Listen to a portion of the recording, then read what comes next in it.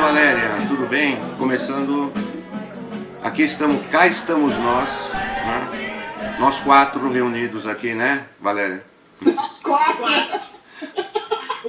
Temos um quarto elemento que não aparece fisicamente, mas ele está aqui na nossa conversa. A gente nem tentamos tirar, porque a gente já sabe que ele não vai sair mesmo, né? Não vai sair mesmo, se a gente conhece... Gente, isso daí eu tentei tirar e não consegui tirar o quarto elemento, ele quis ficar. Nossa, é mesmo. Só explicando para as pessoas aí que na realidade não é o seguinte, nós estamos fazendo aqui uma chamada em três, nós estamos 3 pessoas, mas a configuração insiste em dizer que existem 4 pessoas aqui, quer dizer, e é justamente sobre essa 4ª pessoa que nós vamos falar, certo? É isso, né? Correto, Marco Lítio, porque o final de semana nosso foi um pouco turbulento, vamos dizer assim, triste, né, também, porque a gente perdeu uma pessoa muito querida, e é sobre ele que ele merece, né, que a gente fale dessa pessoa maravilhosa, que ele foi no decorrer da vida dele até o final da vida dele. De quem nós estamos falando, Valéria? Você fala. Do Enio, meu queridinho. Do Enio Mainardi. É que até para falar o nome dele todo é porque difícil para mim, viu? Que para cada um de nós 3 aqui, ele tinha um significado mais do que especial, né? Um significado, assim, foi muito importante. O Enio foi muito importante na minha vida, foi muito importante na vida da Valéria e mais recentemente importante na sua, né, Yara? Apesar de, né, com certeza, você ter tido contato há pouco tempo, mas ele foi importante na vida de muita gente. Nós 3, a gente está aqui justamente por causa disso, né? Não é para levar um assunto, estender um assunto que não deveria ser estendido, mas também para fazer justiça ao nosso amigo, a um grande homem, e fazer justiça, porque ele não gostaria de ver as coisas que estão sendo veiculadas a respeito dele nesse momento, um monte de mentira, um monte de coisa que não tem absolutamente nada a ver, porque a gente conhecia muito bem, né? As pessoas que são mais próximas, né, que somos nós e mais alguns amigos que são próximos, sabem exatamente o que aconteceu, né, nessa última internação do Enio. A Valéria já conhece o Enio há bem mais tempo também, né, vocês 2 também acompanharam as internações anteriores, né, do Enio. Eu acho que vale a pena a gente relembrar isso. Sim. Mas essa última a gente acompanhou muito bem.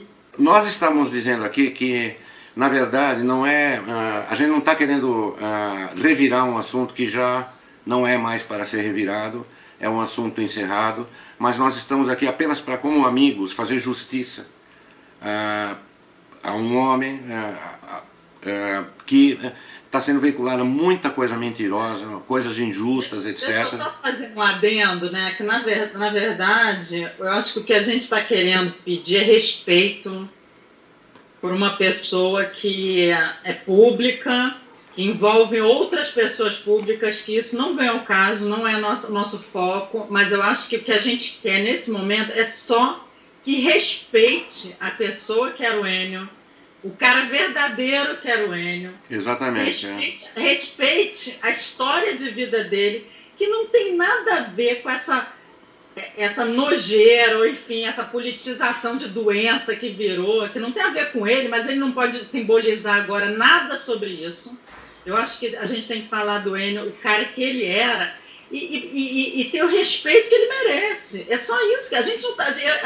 Na verdade, a gente não está fazendo nada além do que respeitar um cara que foi um cara muito diferenciado, muito fora da curva, que eu até conversei com o Marco, eu falei, eu lamento que eu conheci ele há 2 anos só, mas eu acho que para conhecer o Enio, a gente tem que estar preparado para conhecer o Enio. Não é só conhecer o Enio.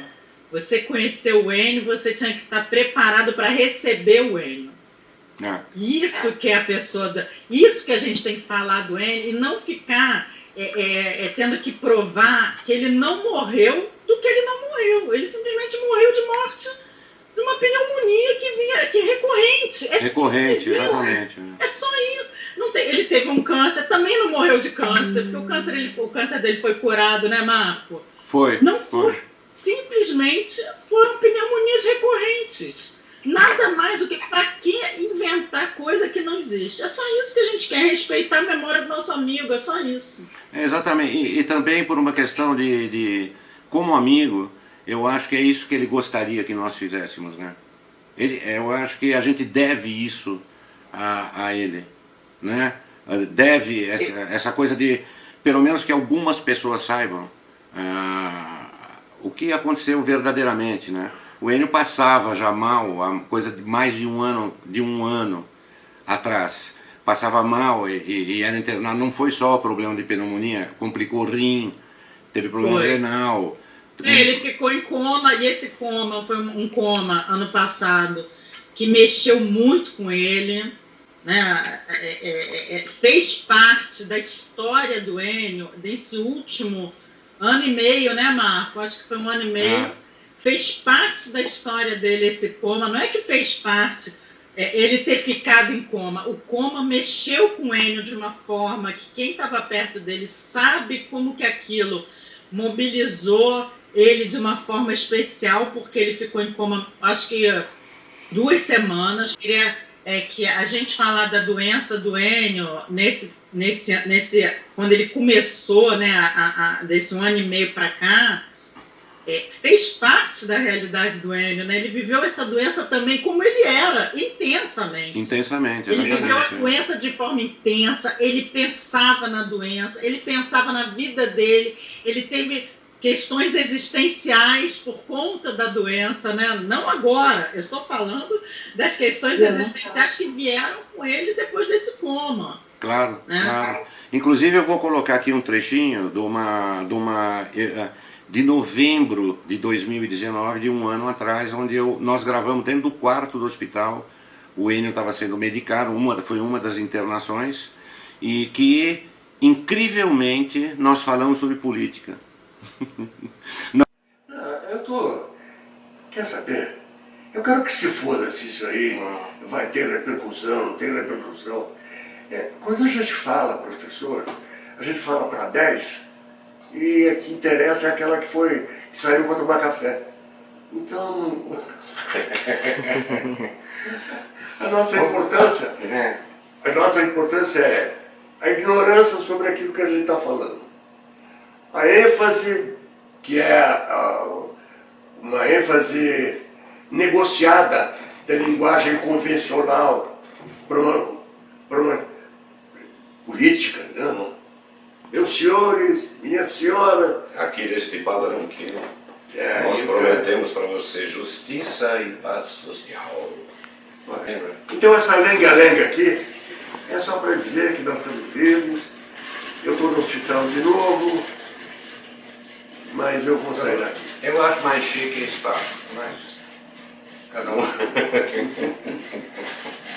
Vamos mandar um tchau para Maria Tereza de novo. Tchau, Maria Tereza.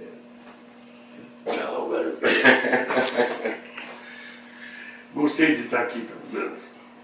Aqui no hospital, não. Mas estar aqui com vocês. Não era para falar. A ideia inicial era eu ir lá e falar com ele sobre, né, flores e qualquer coisa do tipo. Mas não. Aí ele fez questão de falar sobre política, envolveu enfermeira. Mas você acha que você ia falar com ele ou que você programou que você ia falar com ele? Qual a chance disso? Qual é a chance? Zero. Esse cara, ele é muito natural, o Ennio, né? Então, assim, o que a gente quer mesmo sobre esse assunto todo é o respeito com o Ennio, respeito com a Tereza, principalmente, que eu acho que ela merece muito, muito mesmo esse respeito. Né? Respeito uma coisa fundamental. Dois aspectos fundamentais dessa história são o seguinte. Uma delas é que ele não morreu de Covid. A Covid não foi a causa disso aí.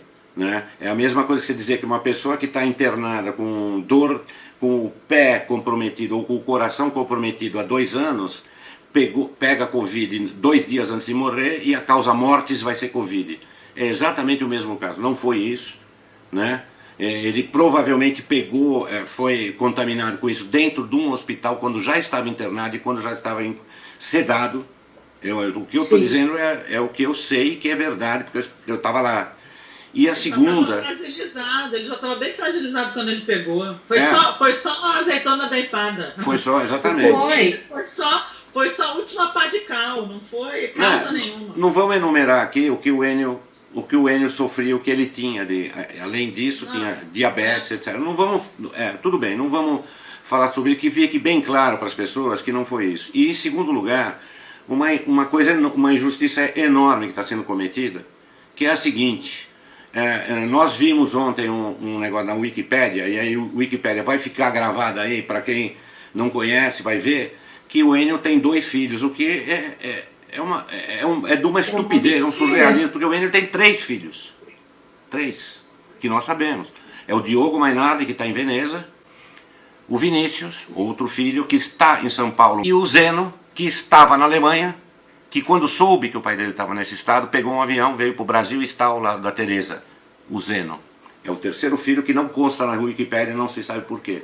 Ele está com a Teresa Mainardi, fazendo o que ele pode fazer, o que é muito bacana e é uma grande injustiça estar na Wikipédia e é incrível. Na verdade, o que a gente está fazendo é o papel que a Wikipédia não está fazendo, que é dar a informação certa, mais nada do que isso.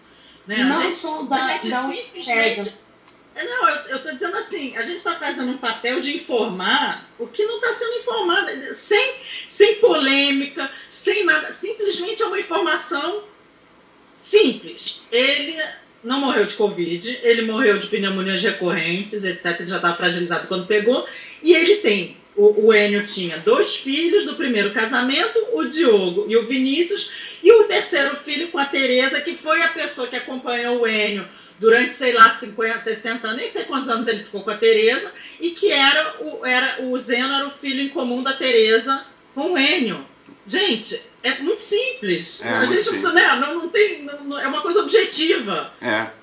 Uma informação... A gente está trazendo informações verdadeiras. Não tem nada subjetivo no que a gente está falando, né? A gente não está entrando em nenhuma questão subjetiva. A gente está sendo objetivo nas informações que estão sendo distorcidas. A gente, como amigo, como próximo, a gente fica incomodado com isso, porque a gente participou, cada um da sua maneira, a gente participou do que realmente aconteceu, e a gente quer a informação certa, é só isso. Exatamente, O justa, né, Valéria? Justa, né? A justa.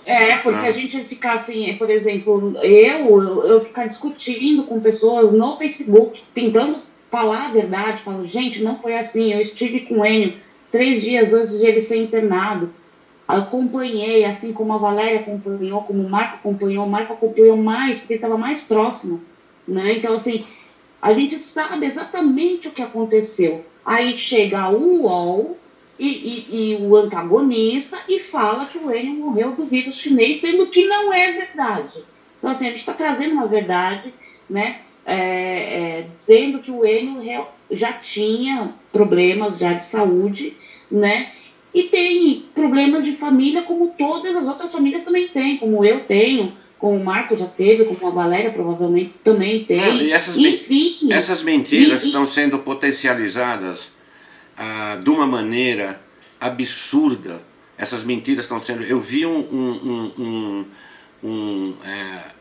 um artigo no dia seguinte, naquele Diário do Centro do Mundo, que aquilo é a pior coisa que existe. Não, aquilo é uma latrina. É uma latrina de sub-humanos. Não, mas é uma latrina daquela de posto de caminhoneiro. De posto de caminhoneiro.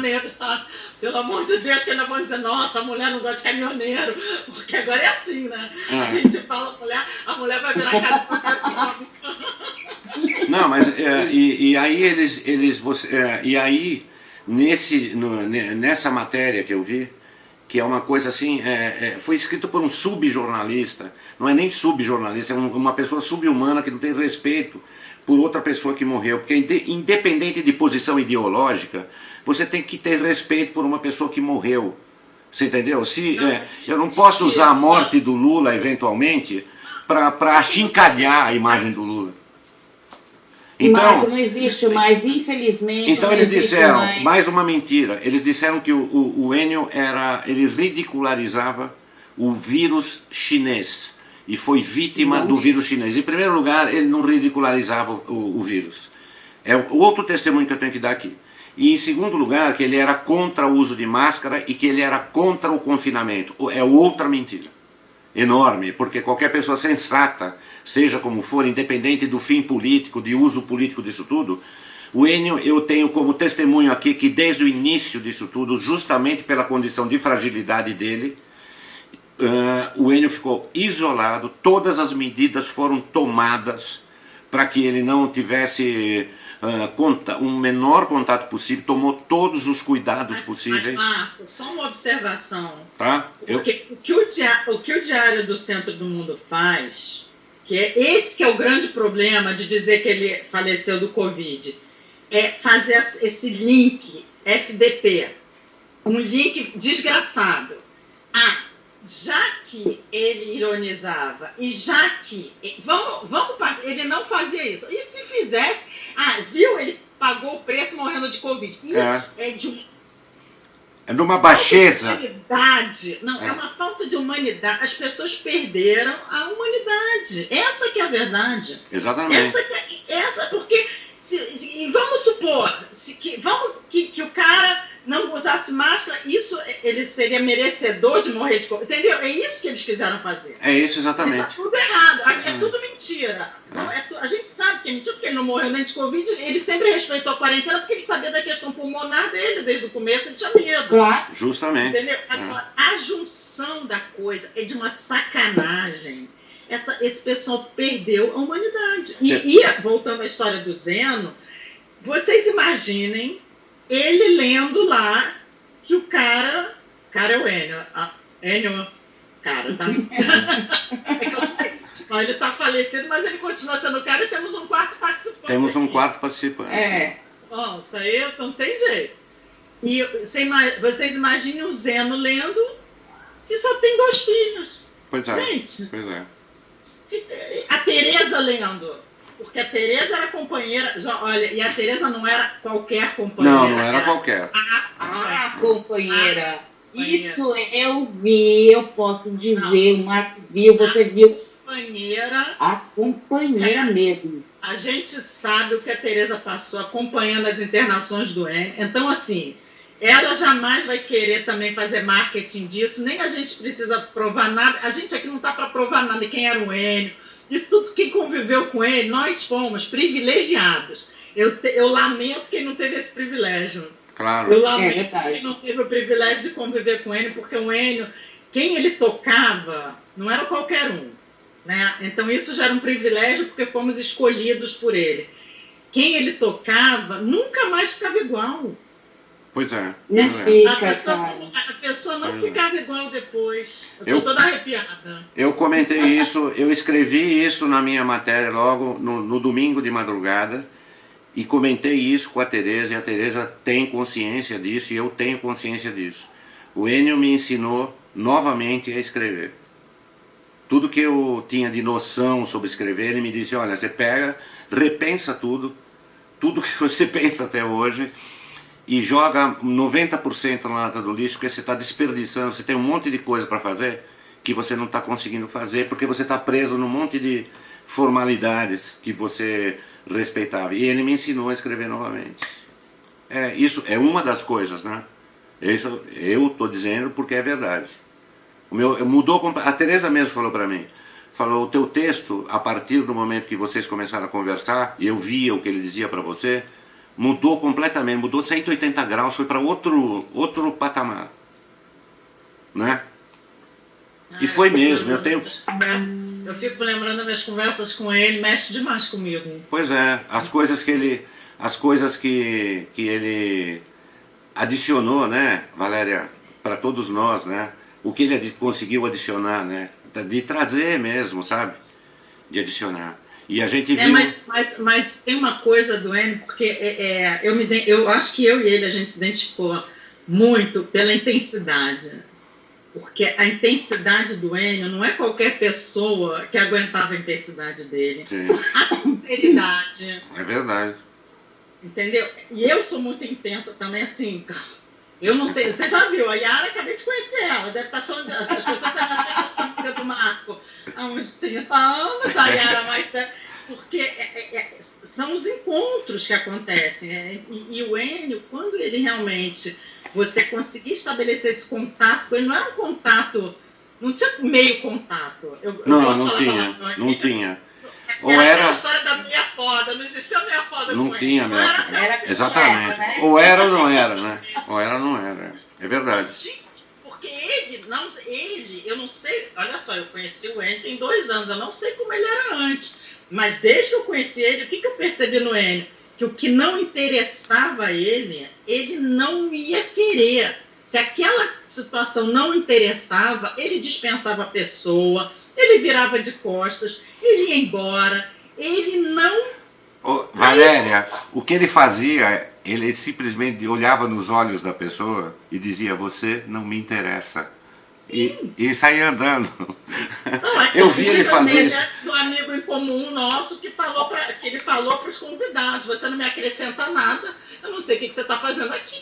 É. Então, por isso mesmo que é o diferencial. O Enio, ele escolhia, ele sentia as pessoas. O Enio era muito intenso, então, assim, muito profundo. Quando eu conheci ele, sabe quando você fica naquela desconfiança de tipo assim, puta, ele vai olhar pra mim e vai me mandar embora? Vai te dar um pé na bunda, né? Com certeza. Vai dar um pé na bunda, mas tal. Você corria esse risco. Todos que conhecem o Enio corriam esse risco. Eu que não sabia quando meu amigo me apresentou, eu não sabia. Menos eu também, porque eu conheci o Enio. Quando conheci o Enio, eu entrei de alegre como eu entro em tudo na minha vida. Sem saber quem é, sem saber do que se trata. Eu também. Falei, você é o Enio. Com as pessoas que ele se dava muito bem, que ele via no olhar das pessoas, parece que ele adivinhava as pessoas. Então, assim, ele tratava diferenciado, né? Comigo ele me tratou muito bem, uma pessoa que me acolheu, tirou sarro da minha cara, me chamou de japa, entendeu? Tirou sarro do macarrão da Tereza, foi uma coisa de louco. Então, assim, o Enio ele foi muito profundo. O pouco que eu conheci dele me cativou. E assim, eu não sei hoje, e eu fico revoltada por tudo que a mídia vem trazendo dele, né? Vem falando que ele era isso, que ele era aquilo, que ele morreu do Covid, sendo que não é verdade, porque a gente acompanhou, né? Então, o Enio era muito verdadeiro, eu acho que ele vai se orgulhar de a gente estar trazendo essa verdade, né? Ele não ia gostar que a gente mentisse e deixasse pra... Mas ele tá ali, gente, tem um 4º participante, né? Ele tá aí, cara. Pois é. Eu não tenho, mas eu falei pro Marco, porque isso aí já é outra história, como eu acabei fazendo conta, porque eu sou cara de pau mesmo, né? Chamei no Twitter, mandei um vídeo pra ele que ele aparecia, o Marco. É que uma festa que nós gravamos, que depois eu vou ver se coloco um trechinho também.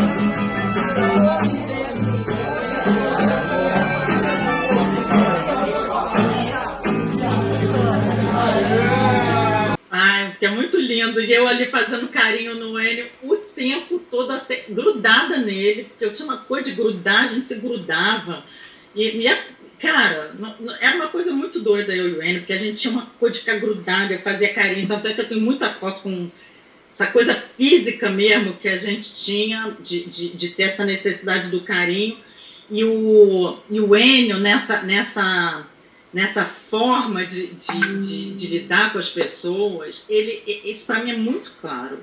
Ele não queria relações superficiais. É isso que eu estou falando. Gente, eu conheci o Enio tem 2 anos. Eu não posso falar para trás. Não me parece que ele gostaria antes de ter relações superficiais. Mas eu posso te dizer o que ele aconteceu. Não queria, né? Não. O Enio sofreu... Quantos anos você conhece o Enio? Você conhecia? Fala conhece no presente, eu ainda não consegui botar no passado. Há uns 3, 4. 3, acho, 4. Parece que era da vida toda. Mas o que aconteceu foi que, nos últimos tempos, ele teve um mergulho interior, um mergulho de fora para dentro. Ele se transformou ele foi se transformando aos poucos numa outra coisa, e a sensibilidade do Enio para as coisas do mundo era uma coisa espantosa, antena, sabe? E ele foi redefinindo a relação dele com o mundo. Essa coisa da primeira coisa foi uma coisa muito mais espiritual. O Enio se transformou, ele foi se transformando num ser espiritual. Exatamente. E eu peguei essa época. Eu acho, exatamente. Eu peguei essa época. Honestamente, eu não estou conseguindo explicar muito bem o que... Mas a gente conversava muito sobre isso. A gente teve ligações dele falar da questão do coma, que isso mudou muito isso já foi um pouco depois. Ele já teve a questão do João de Deus. Sim. Né? 5 anos atrás, foi. 5 anos atrás, 6 anos. Ele foi curado ali de um câncer terminal. Dali ele começou a questionar a existência dele. Por que ele? Exatamente. Isso é uma coisa que ele fazia questão de dizer: por que eu fui curado? Por que eu fui salvo? Por que meu corpo é fechado dessa maneira? Que eu já fui curado uma vez, já quase morri talvez. De novo eu passei... Isso era uma questão que ele trazia, né, Marco? Por que ele foi salvo?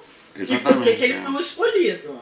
Exatamente, Ele sai do coma, ele entra num coma que eu tava até em Miami, eu falei para minha mãe, eu vou chegar no Brasil, eu vou direto para São Paulo, isso ano passado, porque eu não sei quanto tempo a gente ainda vai ter o Enio aqui. E ele sai do coma, Highlander total. É o guerreiro mortal. Por isso que eu tenho certeza que ele vai aparecer. Não, gente, eu falei isso porque eu não tenho... A Valéria vive repetindo isso. Ela falou, tanto que nós combinamos, nós fizemos um grupo. Quem ele puxar o pé primeiro, avisa o outro. Avisa o outro. Mas olha isso, Seara, presta atenção que eu vou te falar. Eu mandei a mensagem pro Marco, e aí a gente começou a conversar, ele lembrou de mim dessa reunião, mas a gente nunca tinha falado. E a gente teve 1000 sacações do Enio, foi muito bom, né, Marco? Foi, com certeza. Negócio. E eu tava dormindo, vai vendo, tô dormindo, de repente eu acordo 2h15 da manhã, um horário normal pra pessoa acordar, né? 2h15. E muito normal também, um outro ser do outro lado resolveu mandar uma mensagem. Esse cara... Eu abro o celular e aí, mas não tinha ali, porque estava no silencioso. Quando eu abro o WhatsApp, vem mensagem dele na hora. Valéria, eu tô te mandando, desculpe o horário, mas é que eu não queria perder o fio. Foi. Eu falei, eu senti o cara me chama 2h15 da manhã, eu acordei, mas não acabou aí não, querida. Você conheceu a Vera? A Vera Maia. A Vera Maia. A Vera Maia. Vai escutando. Tô eu com o sujeito aqui, esse cara aí, e no papo, não pode perder o fio. 2h15 como se fosse 10 da noite. Ele vive em outro horário, né? Mas tudo bem, mas eu não, né? Cara, dá 2h50, eu tô com ele no WhatsApp, entra quem? A Vera. A Vera. Oi? Eu falei, aí ela falou assim, acabei de chegar da casa da Tereza, falou sobre a Tereza, da tristeza infinita, mas que ela estava com força e tudo, e começou a falar do Enio, não, porque o Enio, ele queria mesmo que o show continuasse. Eu falei, puta que pariu. Eu falei, Marco, a mulher me chamou aqui 3 anos. Porra, eu falei, porra, Enio, já começou? Não, ó, deixa eu te contar um fato. 2h30 da manhã, o cara resolve reunir os amigos. Então, tipo assim, é muito bacana isso do quarto elemento agora, pelo seguinte motivo. No último dia que a gente gravou o vídeo, que foi em julho, né, Marco? Foi dia Foi em 5. julho? Foi dia 5. Faz um mês e pouquinho. Um mês e 10 dias. No outro dia, a gente gravou o vídeo com o Enio, eu, o Marco e o Enio, e no outro dia o Enio falou, quando que a gente vai gravar de novo? Quando a gente vai gravar de novo? Ele estava E entusiasmadíssimo para gravar. Incrível, né? ele estava entusiasmado. 3 dias depois, ele internou, logicamente. Então, eu acredito... Exatamente 3 dias antes dele internar. Eu fui para São Paulo 3 dias antes dele internar, não. Eu peguei a passagem 3 dias antes, porque eu queria ver ele, e não deu tempo. Eu ainda ia visitar, sabe o que a Tereza falou? A gente dá um jeito no hospital, porque ele não estava no hospital do Covid.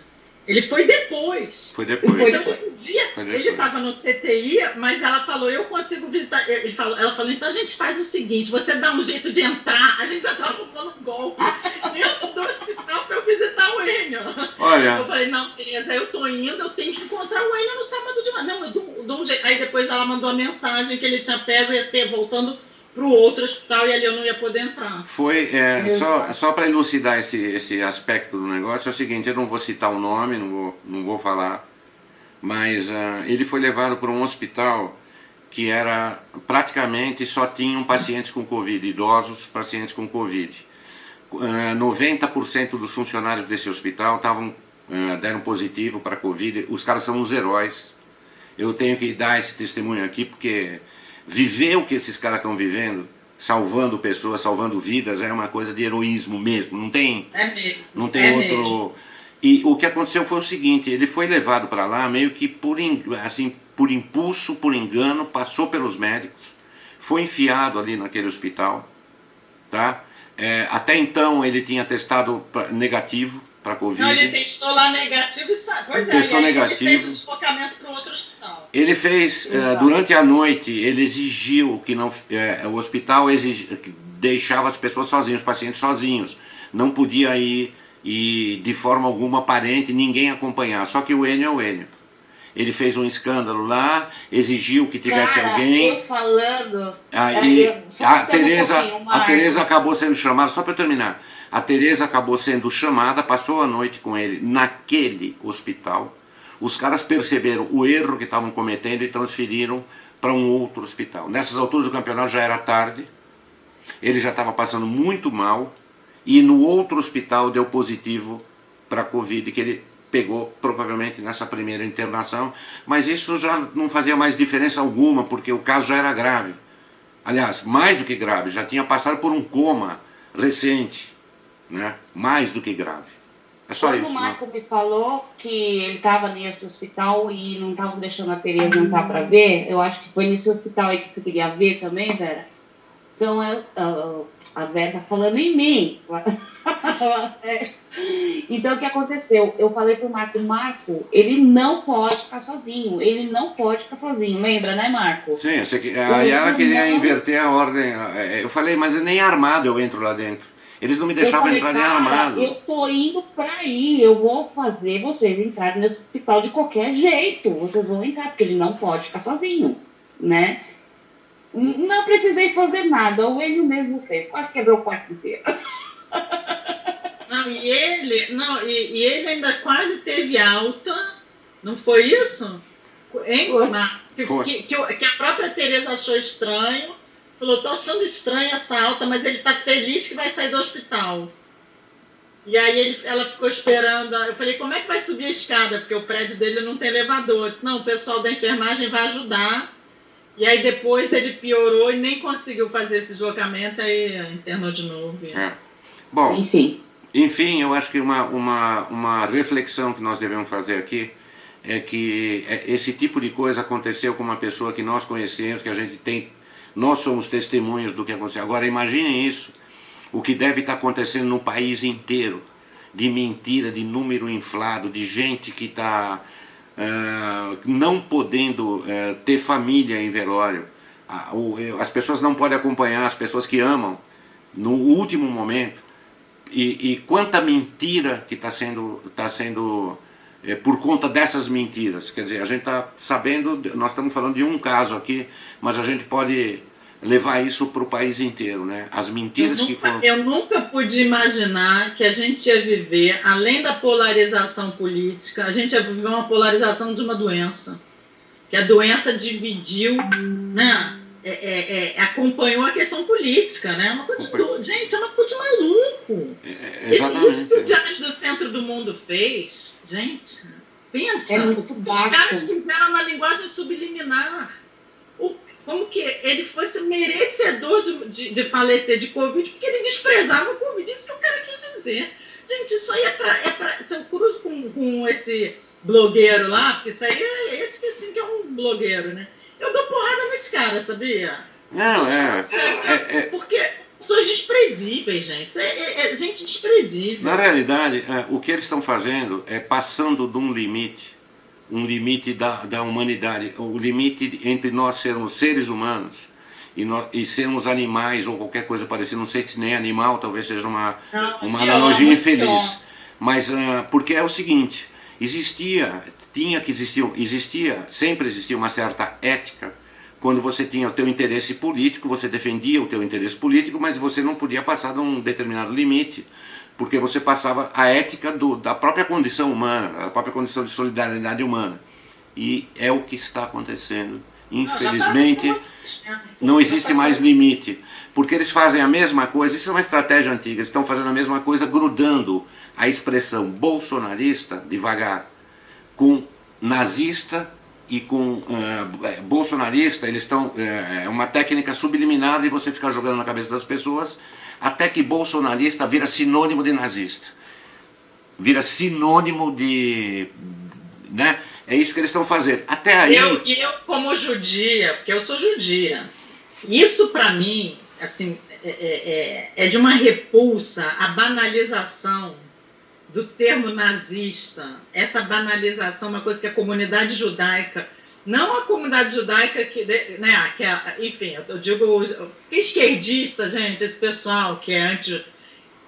Não faz diferença na vida, né? Porque eles não raciocinam, então não faz diferença ser... Porque a pessoa fala, mas como é que é judeu? Eu falo, gente, pode ser judeu, pode ser cristão, porque infelizmente todos os lugares tem imbecil, né? Então, claro.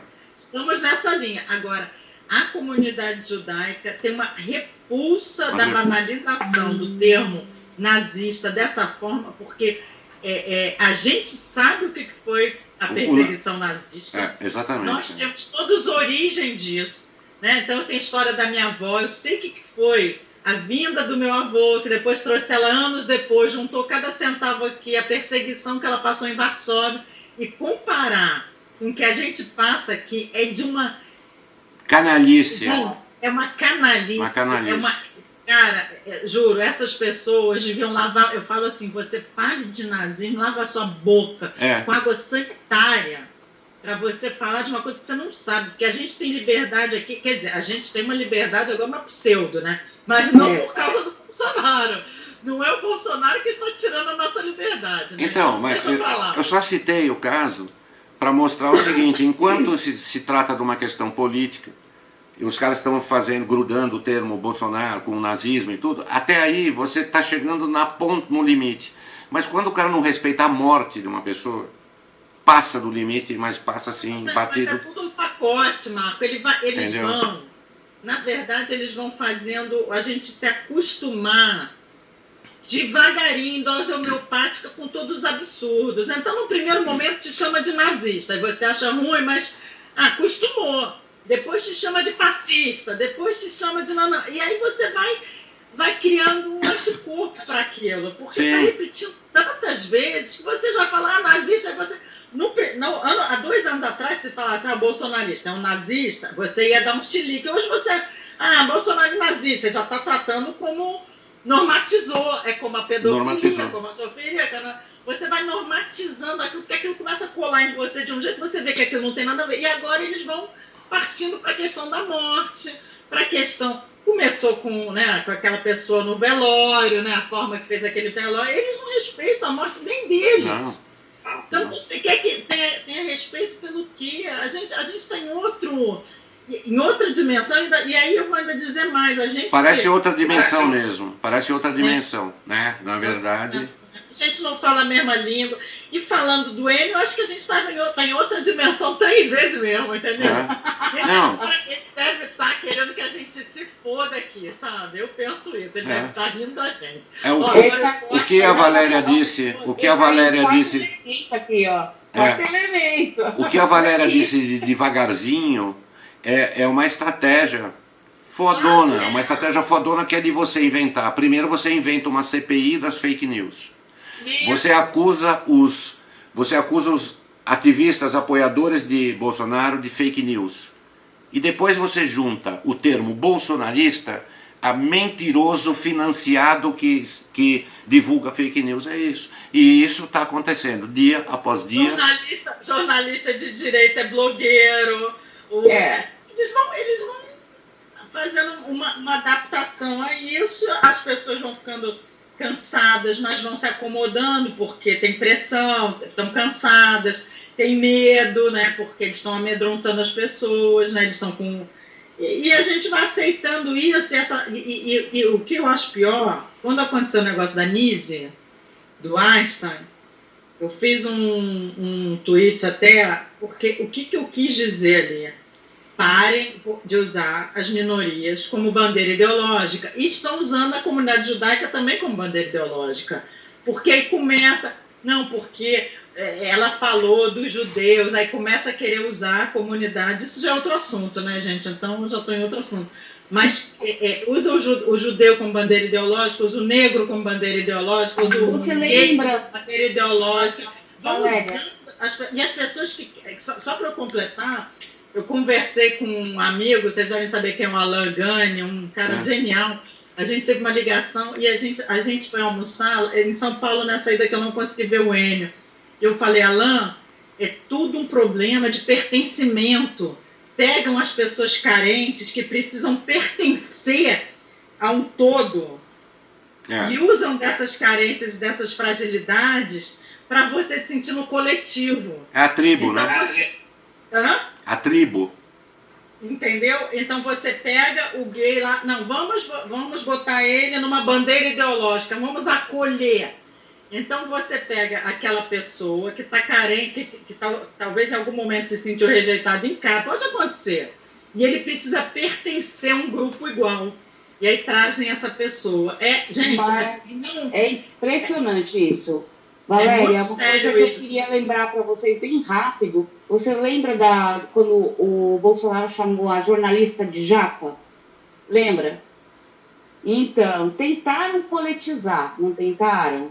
Uma coisa muito assim, tentam politizar tal. Só que a comunidade japonesa, ela está tão habituada a escutar japa aqui, japa ali, japa colar, que morreu ali.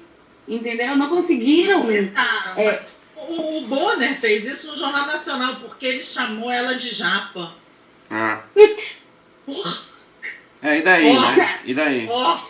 Grande coisa, né? A gente está perdendo a guerra cultural. Infelizmente, nós já perdemos faz tempo, a gente precisa recuperar agora. Né? Na verdade, a gente já perdeu. O negócio é o seguinte, a gente tem que falar muito. Vamos marcar outra gravação, porque daqui a pouco a gente vai fazer um longa-metragem aqui. Vamos chamar o Keanu Reeves. Porque é você que vai editar essa porra, trabalha aqui. Não, mas eu não tenho que editar, né, na verdade. Mas não tenho que tirar. Eu acho que essa conversa nossa acho que valeu muito, porque... para nós também, né?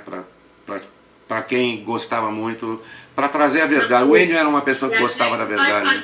E a gente vai fazer, assim que eu for a São Paulo, já coloquei lá no nosso grupo, a gente vai fazer um tributo ao Enio, cada um contando uma história dele boa, pra gente rir. Sem baixo astral. Eu vou contar a história daquela virgindade lá. Não antecipa, não faz spoiler, É uma história legal, Yara. Você vai ver que legal. Cara, eu também tenho história com o Enio, né? É curtinho, mas eu também tenho. Eu não posso contar a minha aqui, porque Não. a minha é muito foda. A É. minha é especial. É especial. E não pode ir para público. Bom, Essa Bem, então é eu isso. acho que esse vídeo. Peraí, né, não, a eu vou gente fazer deixa comercial. fazer- Posso fazer comercial, por favor? Inscrevam-se no nosso canal, que está aqui, por favor, né? Inscrevam-se no nosso canal. Clique no sininho, tem É. isso não? Clique, tem, Isso. mas eu nunca acho o sininho. A Yara disse que colocou o sininho, mas eu não sei onde está. O sininho está por aí, vocês procurem. Sinto muito dar esse trabalho para todos vocês. E a gente vai voltar logo. Eu espero que a gente volte trazendo a Valéria de novo, porque nós temos muito para dizer, sabe? É na verdade. Enquanto a gente puder, porque a gente está sendo... E temos planos. Mas sabe que só para pegar esse gancho, desculpa, eu ia falar, esqueci. Só para finalizar, quando você falou que o Enio queria continuar gravando, sabe por quê? Porque ele tinha muito para dizer. Claro. E ele sabia que ele estava com tic-tac e que o tempo dele estava acabando, e ele queria poder dizer tudo que ele percebeu nos últimos anos, que ele percebeu com a doença, as questões existenciais dele. Ele estava com necessidade de falar. Gente, amei. Então é isso. Nós estaremos aqui em breve de volta. Aguardem, em plantão. Fiquem nos pés à noite, hein? É. Ele vai postar primeiro. Em plantão extraordinário, nós vamos avisar qual pé foi puxado primeiro, tá bom? Mas Vocês não tem primeiro. desafio nenhum, tá? Tá bom. Beijo. Tchau, tchau.